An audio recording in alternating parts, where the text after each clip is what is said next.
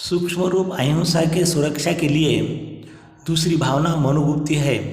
मनोगुप्ति की परिभाषा ऐसी है कि अपने मन को निरंतर अशुभ विचारों से अलिप्त रखना। शुभाशुभ क्या होता है? जो स्वयं के और दूसरे के मन को अच्छा न लगे वह शुभ है। इससे विपरीत अशुभ है। मन प्रसन्न रखना चाहिए। प्रसन्नता का अर्थ आनंद। आनंद दो प्रकार का होता है। एक सदानंद है जो अहिंसा, दया, वात्सल्य, प्रेम, परोपकार, संतोष, शांति, तृप्ति, समाधान, सत्य इत्यादि सद्गुणों के साथ होता है। दूसरा आसुरी आनंद है जो ईर्ष्या, अभिमान, हिंसा, चोरी, झूठ आदि दोषों से युक्त होता है।